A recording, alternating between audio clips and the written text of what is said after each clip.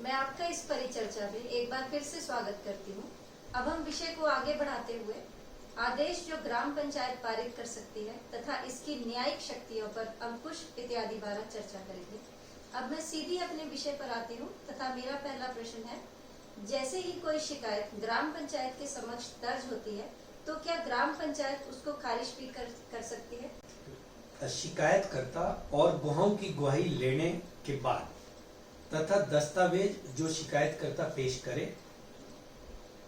उसके आधार पर ग्राम पंचायत को अगर ये लगता है कि शिकायत झूठी है, अफसोसनाक है यानी कि वेक्सेशियस है या फिर उसमें सच्चाई नहीं है, तो उसको सीधे तौर पर समरी में यानी कि सारांश रूप में ग्राम पंचायत खारिज कर सकती है। क्या ग्राम पंचायत किन्हीं परिस्थितियों में शिकायत वापस भी कर सकती है? हाँ, अगर ग्राम पंचायत को किसी समय यह लगता है कि उसको उस मुकदमे में सुनवाई करने की कोई अधिकारिता नहीं, जुरिस्डिक्शन नहीं है, ऐसा कोई अपराध हुआ है जिसके लिए ग्राम पंचायत पर्याप्त एडिक्वेट सजा नहीं दे सकती है, उसे लगता है कि मुकदमा इस प्रवृत्ति का है या मुश्किल है कि उसका निपटारा सामान्य न्यायालय द्वारा किया जाना चाहिए, तो ऐसी शिकायत या मुकदमे को ग्राम पंचायत संबंधित जो शिकायत करता है उसको वापिस कर देगी और यह बोल के कि वो अपने केस का जो निपटारा है वो संबंधित न्यायिक दंडाधिकारी के न्यायालय से करवा सकते। अनिल कुमार तथा अन्य बनाम सरकार एवं अन्य 2018 लॉ सूट HP 1271 में हमारे जो उच्च न्यायालय है उन्होंने ये कहा कि अगर ग्राम पंचायत का ये मत है कि अभियुक्त उसकी बात नहीं सुनता है तो यह मामले को नजदीकी न्यायिक दंडाधिकारी को भेजने की कोई वजह नहीं है। इस ग्राउंड पे मुकदमा जो है वो न्यायिक दंडाधिकारी को नहीं भेजा जा सकता कि अक्यूज जो है उसकी बात नहीं सुनता है। और मैंने जैसे बताया कि सिर्फ उन्हीं मामलों में ही ग्राम पंचायत जो है वो जो शिकायत है वो शिकायतकर्ता को वापस करेगी, जो परिस्थितियां मैंने पहले आपको बताई। क्या ऐसे भी कोई फौजदारी दावे हैं जिनका संज्ञान ग्राम पंचायत नहीं ले सकती? हाँ, ऐसे मुकदमे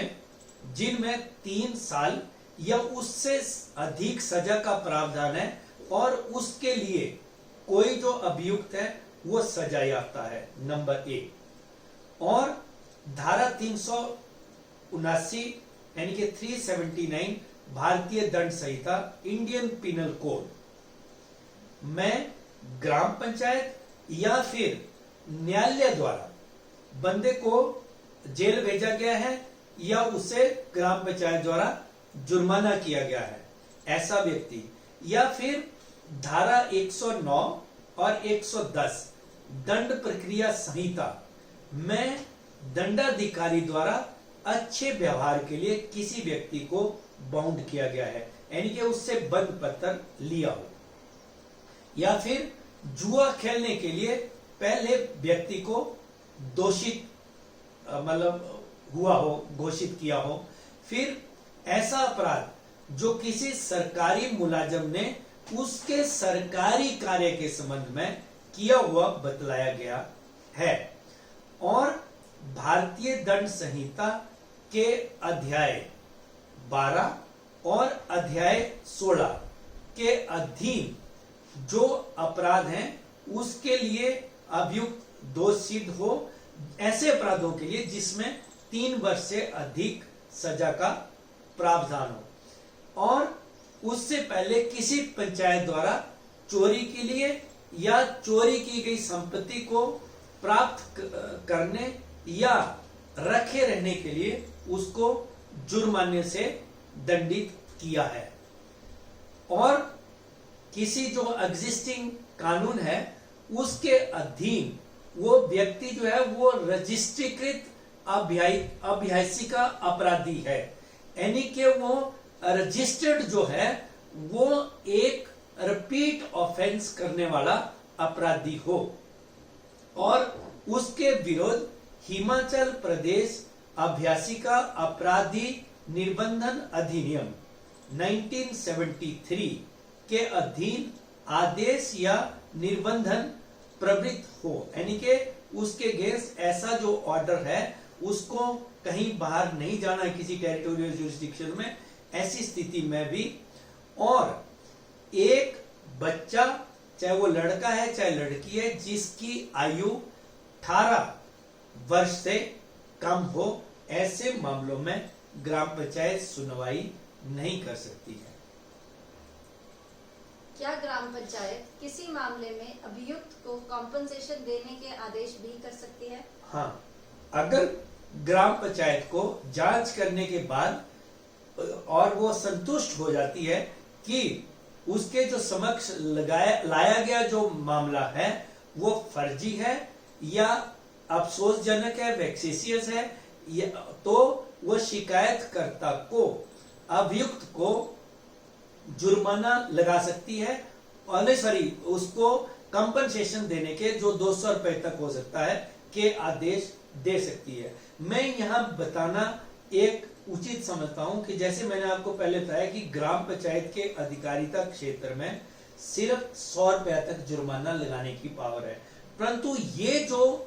पावर है वो शिकायतकर्ता को, अक्यूज्ड को, जिसके विरुद्ध कोई गलत शिकायत कही गई हो, उसके लिए कंपनसेशन है। तो ये जो है वो ग्राम पंचायत 200 रुपए तक कंपनसेशन दिला सकती है। जुर्माना या कंपनसेशन किसको देय होगा? ये जो जुर्माना या कंपनसेशन है वो मतलब उसको अभियुक्त को देय होगा, और ये प्रधान या उसकी अनुपस्थिति में उप प्रधान, और अगर ये दोनों ना हो तो फिर सचिव को देना होगा, और उनको फॉर्म नंबर 30 पर एक रसीद इसके बारे में देनी होगी। ग्राम पंचायत फौजदारी मुकदमे में क्या किसी अभियुक्त को सजा भी दे सकती है? हाँ, ग्राम पंचायत जो है अगर कोई किसी अभियुक्त को वो दोषी पाती है तो उसको वो 100 रुपए तक का जुर्माना कर सकती है। मैं यहाँ पे आपको ये बताना अपना दायित्व समझता हूं कि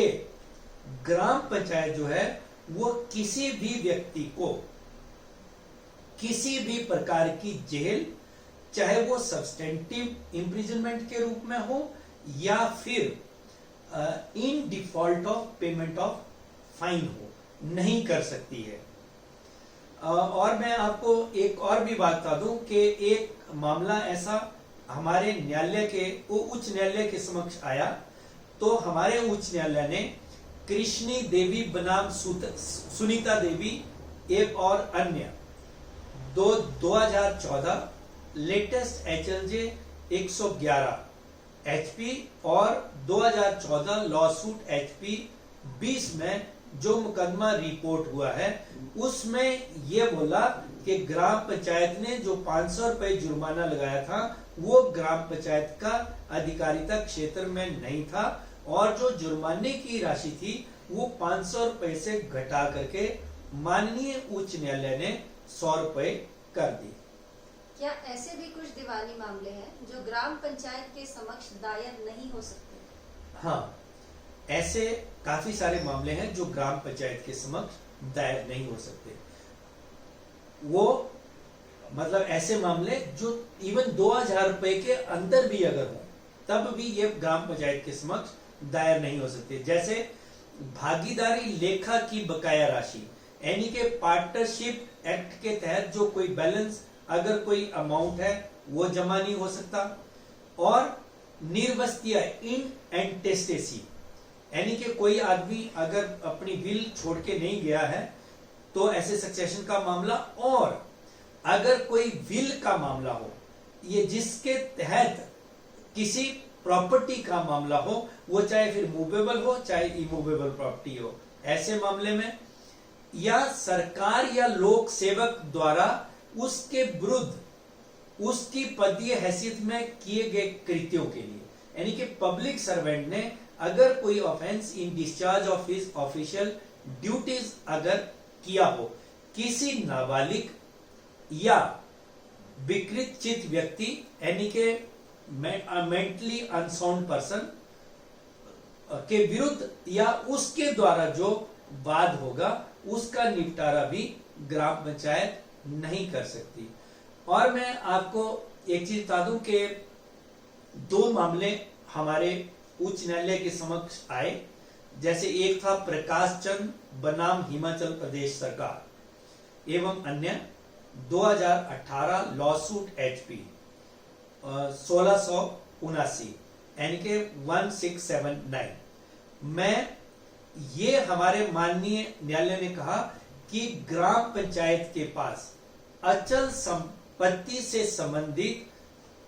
प्राइवेट जो पार्टीज हैं उसके बीच जो निजी विवाद है उसका निपटारा करने की कोई शक्ति नहीं है। और जो एक दूसरा मामला था जो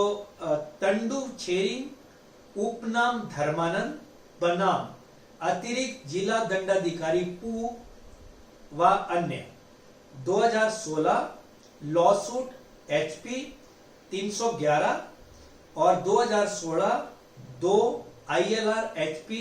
868। इस मुकदमे में माननीय उच्च न्यायालय ने ग्राम पंचायत सलखर द्वारा जो प्रतिवादी था उसके विरुद्ध रास्ते से और बस स्टैंड के जो था उससे जो इंक्रोचमेंट उसने की थी उसको बेदखली करने का जो आदेश ग्राम पंचायत ने दिया था उसको ठीक माना।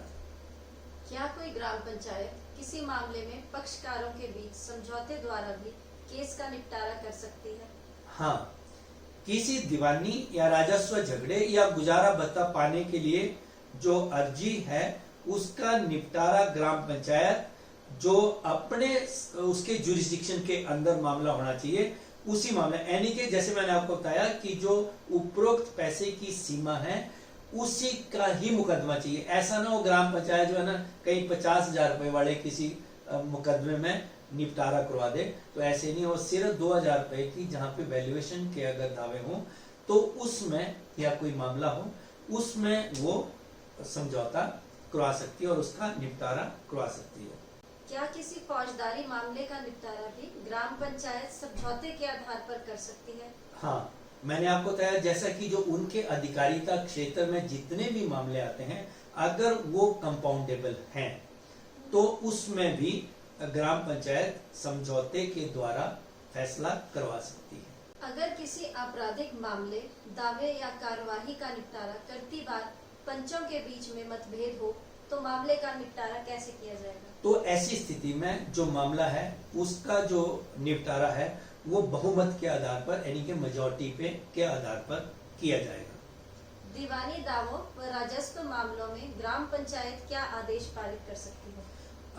अगर ग्राम पंचायत को लगता है कि कोई दावा या राजस्व मामला गवाही देने के बाद इस नतीजे पर आता है कि दावा या मामला तुच्छ है, तंग करने के लिए है, तो उसे खारिज भी कर सकती है। और अगर उसको लगता है गवाही से डॉक्यूमेंट्री एविडेंस को पढ़ के ये जो मामला है वो ठीक है तो उसे डिक्री भी कर सकती है और साथ में जो रेवेन्यू प्रोसीडिंग है उसको मंजूर भी कर सकती है।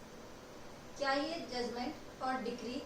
क्या किसी विशेष पत्र पर भी करी जानी चाहिए? हाँ, ये जो जजमेंट और डिक्रीज हैं वो विशेष प्रपत्र पर ही होंगी जैसा मैंने आपको पहले बताया। अगर कोई पक्षकार निर्णय या आदेश के ऊपर हस्ताक्षर करने या अंगूठे का निशान लगाने के लिए मना करता है तो क्या करना होगा? ऐसी स्थिति में आपको एक चीज बता दूं कि जो कोई जजमेंट या ऑर्डर ग्राम पंचायत पास करेगी उसके लिए जो है मतलब पार्टीज को भी उसके ऊपर दस्तखत करने पड़ेंगे पंचों के अलावा। परंतु अगर कोई पक्ष दस्तखत करने से इनकार करता है तो उसे मजबूर नहीं किया जा सकता, परंतु उसे क्या करना होगा कि इस बारे में टिप्पणी जो है वो अपने निर्णय में सबसे एंड पर यानी कि फैसले के अंत में देनी होगी कि किसी पर्टिकुलर पक्षकार ने दस्तखत करने से या अंगूठा लगाने से मना किया है। अगर किसी पक्षकार की मृत्यु हो जाती है तो ऐसी स्थिति में ग्राम पंचायत मामले का निपटारा कैसे करेगी? जहां पे तो फौजदारी मामले की बात है तो कार्रवाई जो है वो अभियुक्त के विरुद्ध उसकी मृत्यु पर खत्म हो जाएगी, अबेट हो जाएगी। परंतु जहां पे दीवानी दावों की बात है या राजस्व मामलों की बात है तो वहां पे पक्षकारों के जो वारिस हैं उनको लाया जाएगा। परंतु मैं आपको एक चीज बता दूं कि एक मामला हमारे उच्च न्यायालय के समक्ष आया जहां पे ज्ञानचंद बनाम राजकुमार एवं अन्य 2010 दो Shimla law cases 357 2010 law suit HP 2834 यानी कि 2834 उसमें ये बोला कि अगर जैसे ग्राम पंचायत ने फैसला कर दिया है तो और फिर उसके बाद पक्षकार की मृत्यु होती है तो ऐसी सिचुएशन में LR जो है वो रिकॉर्ड पे लाने की कोई जरूरत नहीं है। जी धन्यवाद। Thank you.